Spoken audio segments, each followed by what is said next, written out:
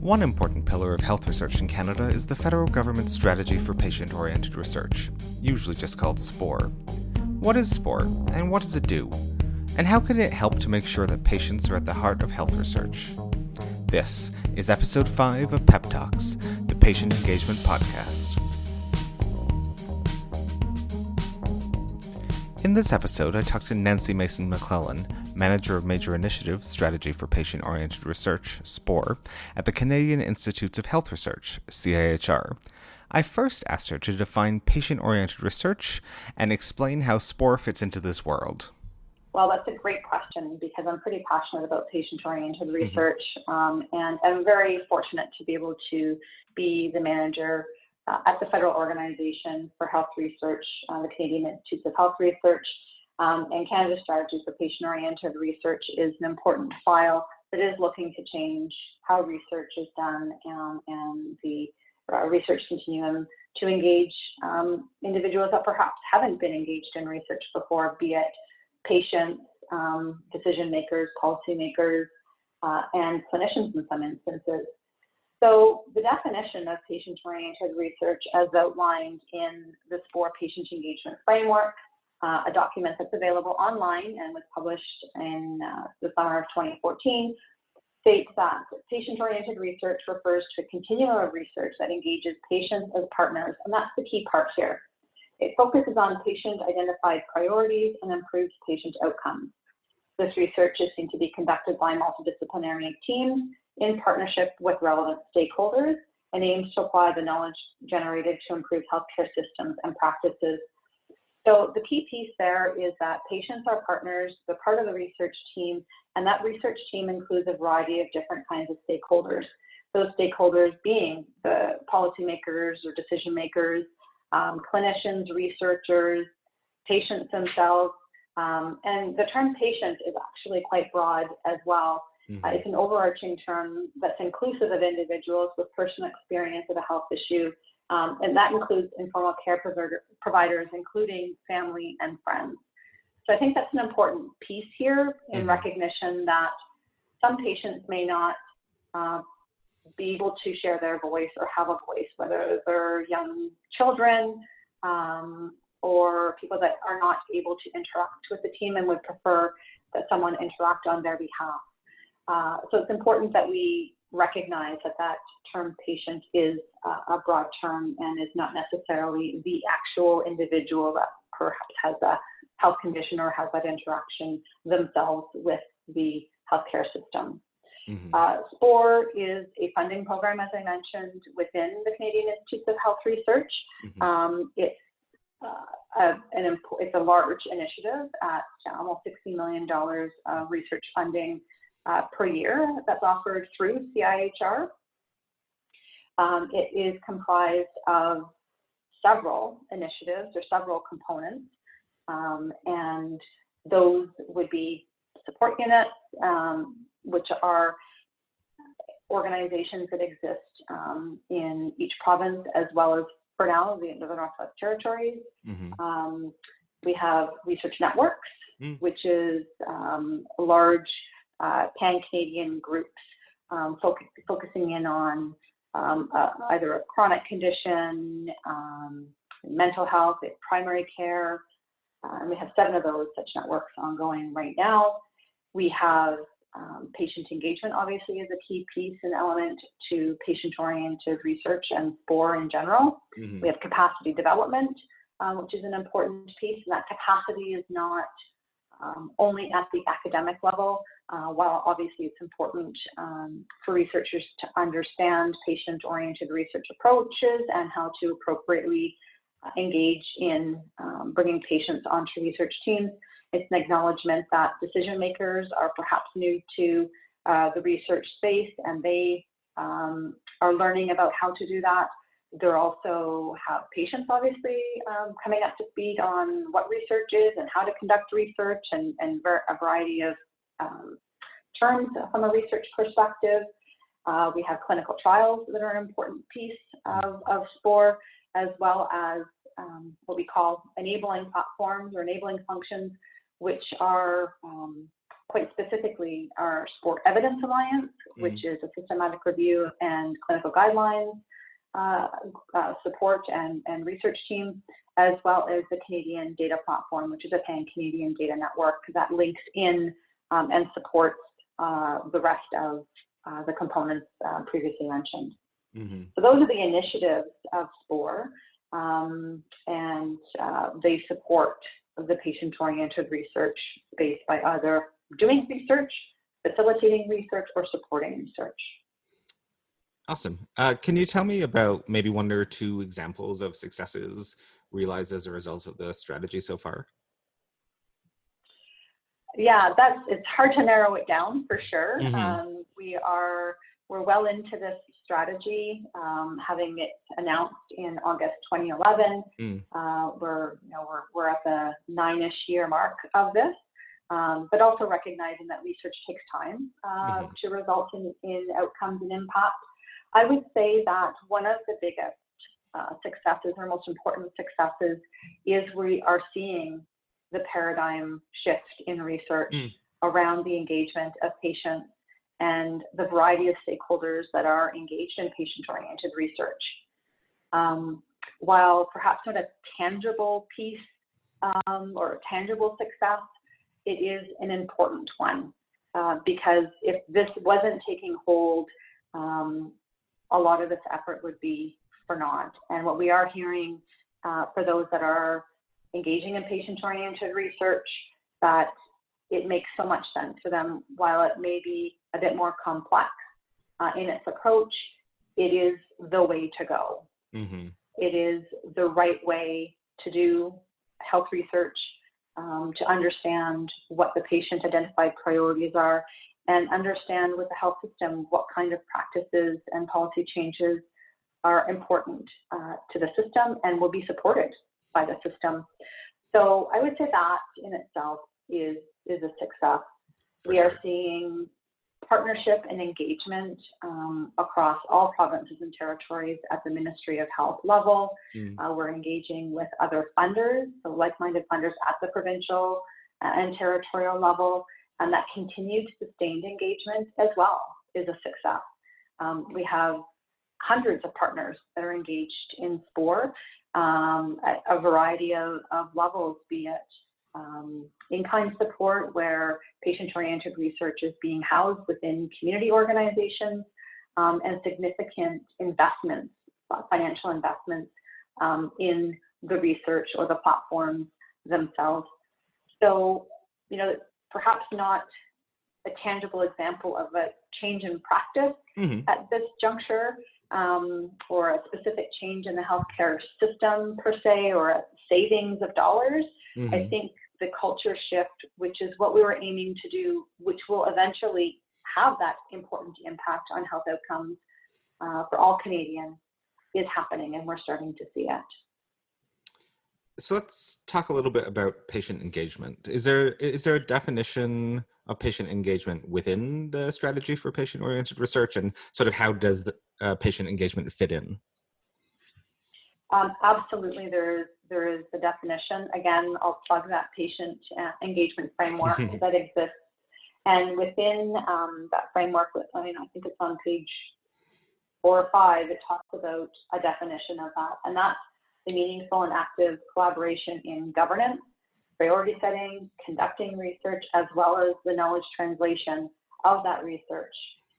Depending on the context, patient-oriented research may also engage people who bring a collective voice of specific and affected communities.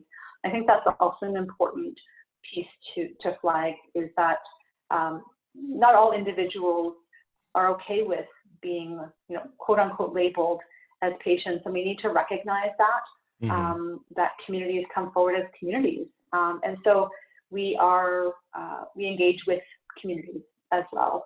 And so, and our researchers are engaging with communities. So I think that's an important piece. How is it interacting? Well, from a governance perspective, I think that's a really unique space for patients to be working in within CIHR and the governance of the strategy for patient-oriented research. Patients are included in our governance structure as well. For example, CIHR has been undergoing the development of a new strategy within an operational plan and strategy for its work over the next several years. And a key part of that was a citizen advisory committee. So CIHR itself is seeing the importance of engaging citizens and patients in our own work. We are seeing firsthand the impact of patient engagement in the governance of large networks, support units, for example, at the highest level, but then also seeing the impact of patients being engaged at the governance of specific research projects, and hearing, quite frankly, from researchers how having patients engaged right from the beginning helped set the research question, helped focus the research question and the approach, being engaged in the research, for example, with marginalized or difficult to reach populations, having people that identify as part of those communities being engaged in the research, and that making the participants of the research much more comfortable and in being engaged in the research, and actually helping to retain patients as participants in the research for more long-term type research studies, seeing their peers engaged as part of the leadership of those research teams. And then also, obviously, in the way that the research is being disseminated and being able to engage in providing examples and advice on how dissemination to patient communities would be most applicable. So we're seeing the patient engagement space happening across the continuum of research, which again was the goal. And so while it's not happening 100% or across the continuum for every research project or across every single team quite yet, we know that all teams are striving for that. So we are seeing that, and that's the importance of patient engagement in the context of patient-oriented research. For sure. Could you maybe tell me about some of the maybe recent or more interesting projects or innovations in the world of patient-oriented research that you've heard about more recently? Well, it's hard to pinpoint for sure. We're seeing some really interesting work come out of some of the SPORE networks, for example, in working with Indigenous communities on how to appropriately and meaningfully engage and learn from and with these communities, and specifically around a pathway for capacity building. So that's spanning, being driven by a network. It's spanning across several of our networks now, and is taking traction within the patient-oriented research space in Canada. I think there's some exciting things coming out, some grassroots things coming out of Alberta, for example. Perhaps I will pinpoint and drop the plug for the patient program, which was very much a grassroots training program for patients and citizens at the community level, training these individuals to become patient-engaged researchers, and watching that grow over the past several years has been interesting. And while not a SPORE-driven nor SPORE-funded piece, it is evidence of the environment in which patient-oriented research exists, that this is taking hold, that patient-oriented research and patient engagement is taking hold, seeing that growth and the acknowledgement of this kind of work happening now across the country, not just in Calgary in a small collective of individuals. So I think that's quite a unique approach. Going to the other side of the country, we're seeing some unique spaces in which patients are being engaged in the training of clinicians, for example. which is quite unique, and being part of their training team, really understanding that research, impactful research, requires a variety of roles and stakeholders to be engaged. And there's some curricula coming out of the University of Montreal on that front. So yeah, some really unique parts of patient-oriented research that are bubbling up through the work that CIHR is supporting through the patient-oriented research space. Yeah, no, for sure. I mean, even just from my own perspective, I think one of the real signs of SPORE being successful is when these sort of spin-off things start happening, sort of surrounding SPORE, and then it's sort of like it's really the cultural change is happening. Absolutely. Maybe if I could state that, while I give a number of talks on a regular basis, before COVID, I guess, around patient-oriented research, I'm the first one to state that SPORE was not the first out of the gates in the context of patient-oriented research, if we use that term broadly. Community-based participatory action research has been around for decades. And I had the fortunate opportunity to work within the HIV/AIDS space for several years. And when I was asked to work within the SPORE file, for me it was very much a finally kind of moment versus an aha moment. That we're seeing the expanse of this kind of an approach across, not specific to one community, but that can span many communities, many research areas, and perhaps take hold as an important consideration when doing all health research. So you talked a little bit about this earlier, but maybe I want to explore a little bit more around the role that patients have played throughout the development of all of the different aspects of SPORE, and maybe any examples or ideas about how patient involvement in the strategy has improved SPORE itself.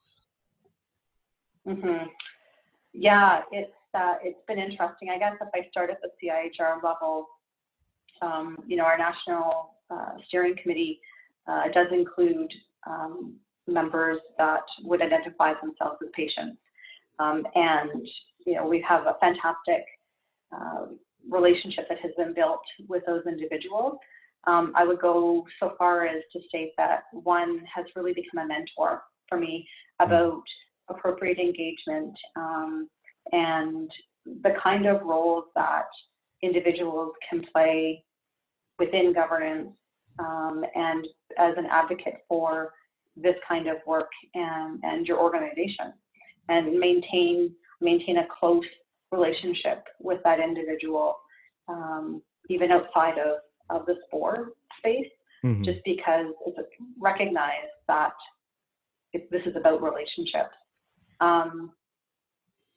I hear often around the importance of patients, again, as I mentioned, in a specific research project and how things have changed, but then also hearing from the leadership of a support unit, the leadership of a network. And these are individuals that themselves may not be in a specific research project, but are very much at the leadership and administration level, about how being engaged in SPORE and specifically working with patients truly as partners has changed their thinking and their approach to the work that they do. And even to the point of, if they don't work on SPORE in the future, but choose to still work within the research space, that this has changed their approach as to who and how they will engage with individuals.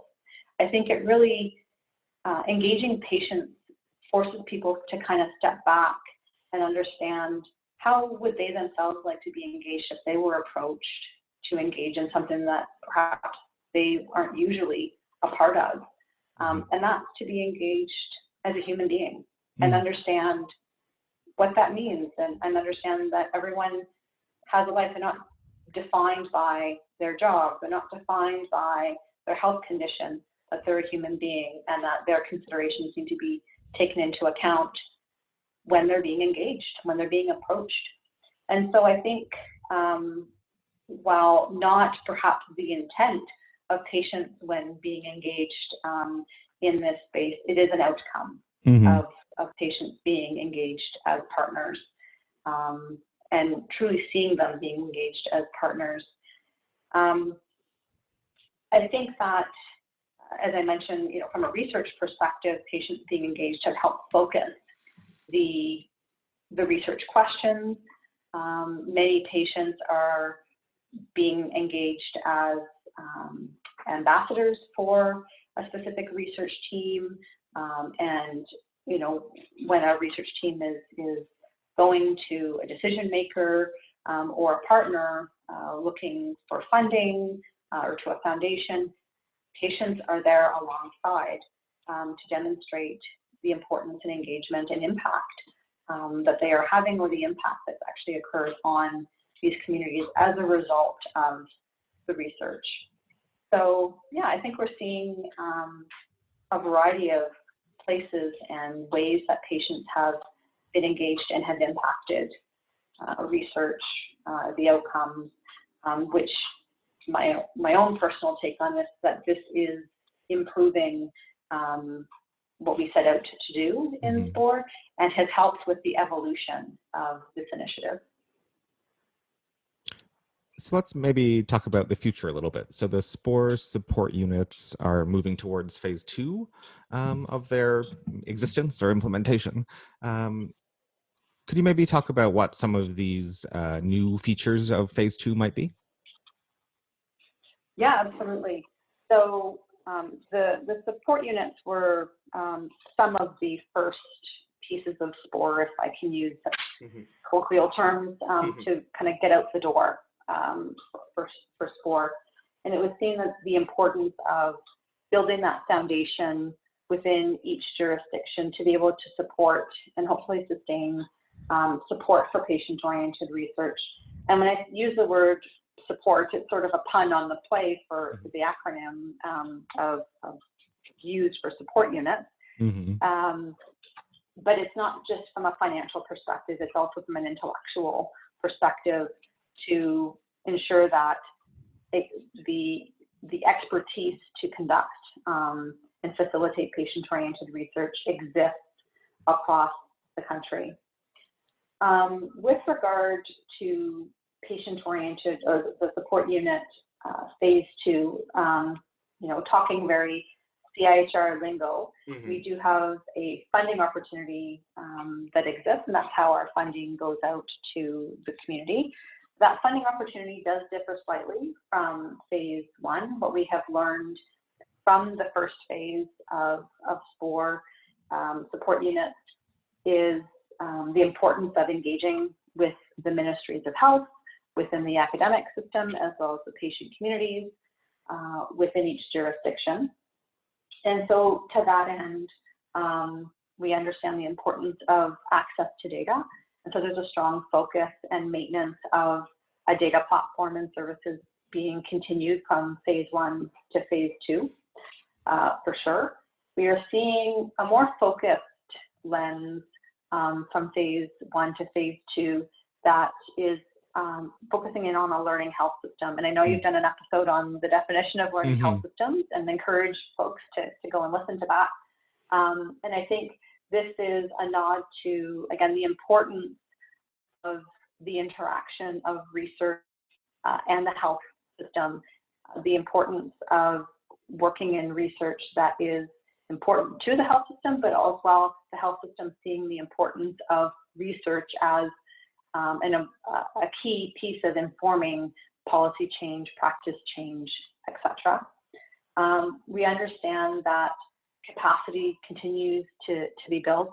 Every day there's a new researcher potentially coming into the system, or being born for that matter, and that research is not going away. It's an important part of health and our health system.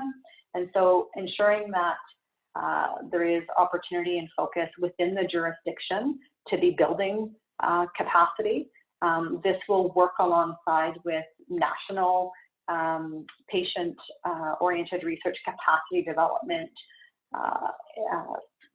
platforms that are in the midst of being developed right now. Finally, and obviously a key piece is continuing to support and conduct patient engagement. So those are the key foci of the phase 2 piece.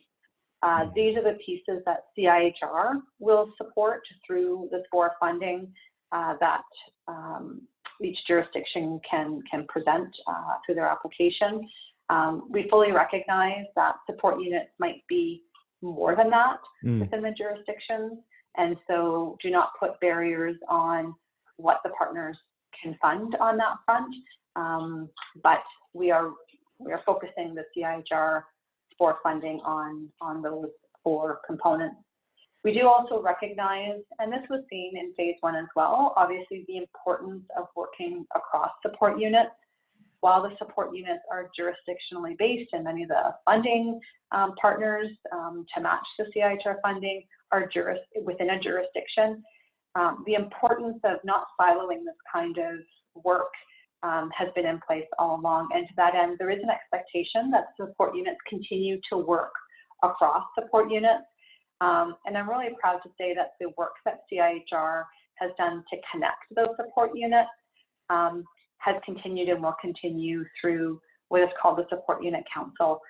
That is the leadership of all support units working together to share knowledge, manage specific projects that they may want to take on, and engage with CIHR on an ongoing basis so that we can understand what's happening within each of those jurisdictions.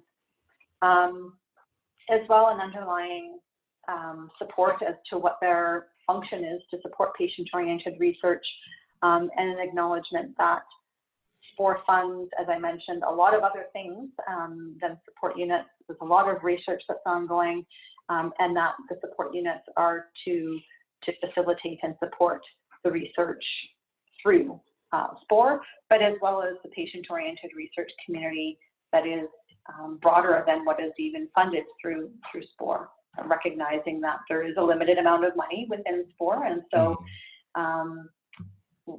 not everything that is patient-oriented research is actually receiving SPORE funding. I would say those are the key pieces as to what the next phase looks like for the support unit. And we are hearing the important engagement of the ministries and the ongoing partnerships that they see value in the existence of support units within those jurisdictions. Interesting. Any final thoughts about patient-oriented research or SPORE before we go? I guess I would just say that the importance of this kind of research, I guess it's more of a reiteration of the importance of this kind of research and approach is becoming more and more evident, that we are continually looking to hear from the community about the kinds of projects, the kinds of successes, as well as the challenges that they're experiencing with regard to patient-oriented research. And we encourage that information to be shared with CIHR so that we can learn ourselves and showcase these successes and learn and adapt when we're hearing about the challenges. So kudos to the Alberta Support Unit for looking to put out this information about SPORE in these podcasts, and look forward to hearing more of the episodes that are taped. Well, thanks so much for joining us today. Thanks, Paul.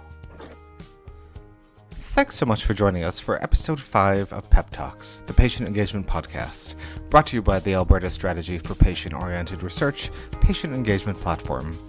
Special thanks to Sandra Zielinski for coordinating guest appearances, and make sure to subscribe to this podcast wherever you found it, and we hope you'll join us again for more interesting discussions about patient engagement in health research and healthcare.